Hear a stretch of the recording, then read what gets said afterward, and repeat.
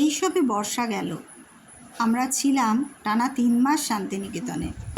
তারপরে পুজোর ছুটি, পুজোর আনন্দ, বাড়ি না গেলে হয় না, সেই কারণে নিজের বাড়িতে যাওয়া। সেখানে পুজোটা কাটালাম খুব ধুমধাম করে। মানে এবারে দুর্গাপুজোতে যা আনন্দ হয়েছে অনেক দিন হয়নি। সেই আনন্দের রেশ কাটতে না কাটতেই চলে এলো হেমন্ত। এই হেমন্তকালটা ভীষণ ভালো লাগে শান্তিনিকেতনে। আসলে প্রত্যেকটা ঋতুই এখানে ভারী সুন্দর। তাই সন্ধেবেলা বা ভোরবেলার এই যে শিরশিরে হাওয়া, বাগানের চারিপাশটা, সেই আমাদের দুটো চার পেয়ে ছোট্ট ছোট্ট খুব ভালোবাসার পোষ্য সুন্দরী আর ভুলি, তাদেরও দেখতে মাঝে মাঝে মন চায়, তখন ছুটে আসতেই হয় এখানে। আর ওই যে বললাম, ভোরবেলা আর সন্ধেবেলার অদ্ভুত শিরশিরানি একটা হাওয়া, শীত আসছে এই অনুভূতিটা, এই প্রস্তুতিটা, এই যে বাগান ভরা শীতের মরশুমি ফুল ফল, তার জন্যে একটা জমি তৈরি যাকে বলে, সেগুলো দেখতে ভারী ভালো লাগে।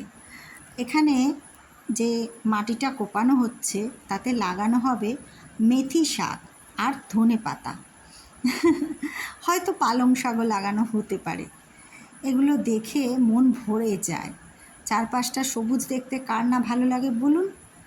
তো এই কয়েকদিনের ছুটিটা যেই পেয়েছি দুর্গাপুজোর পরেই, ছুটি বলতে সংসার থেকে ছুটি, ব্যাস আমার কর্তারও মন ছুটেছে শান্তিনিকেতনে। এবারে আর ট্রেন নয়, গাড়ি ভাড়া করে চলে এসেছি শান্তিনিকেতন এই দৃশ্যগুলো দেখব বলে, আর এই আমেজটা, প্রকৃতির এই পাল্টানো রূপটাকে অনুভব করব বলে। এটা আমাদের সবার প্রিয়।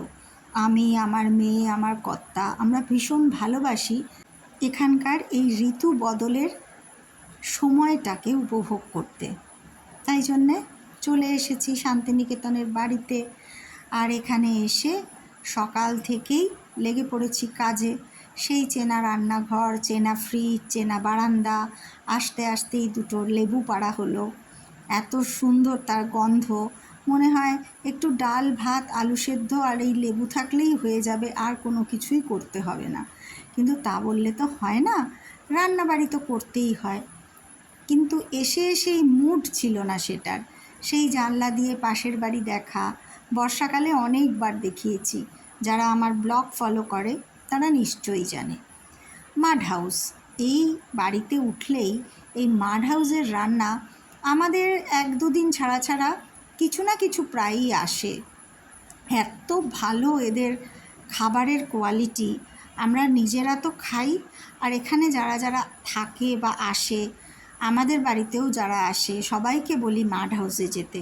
মাড হাউসে হয় গিয়ে বসে খাও, সেই অ্যাম্বিয়েন্সটাও ভীষণ ভালো, আর না হলে খাবার আনিয়ে খাও। তো আমরা মাড হাউসে আজকে অর্ডার করেছিলাম 3 জনের জন্য 3 রকম আইটেম। আমার কর্তারটা দিয়েই শুরু করি। সে খেলো আলুর পরোটা, পাতলা পাতলা খুব সুন্দর হয় এই পরোটাগুলো, তার সাথে 1 বাটি টক দই, বেশ নুন মিষ্টি মিশিয়েই দেয়। আমি খেলাম কচুরি আর ছোলার ডাল, মেয়ে স্যান্ডউইচ, চিকেন স্যান্ডউইচ, একেবারে ভরে ভরে চিকেন, আর কোয়ালিটি নিয়ে কোনো কথাই হবে না। মাড হাউস নামটাই যথেষ্ট। অসাধারণ খাওয়া দাওয়ার স্বাদ, আমাদের তো ভীষণ ভালো লাগে। তো এসে আমাদের খাওয়া দাওয়া এখানেই হয়ে গেল। এর পরের গল্পে আসছি পরের ব্লগে, সঙ্গে থেকো। টাটা।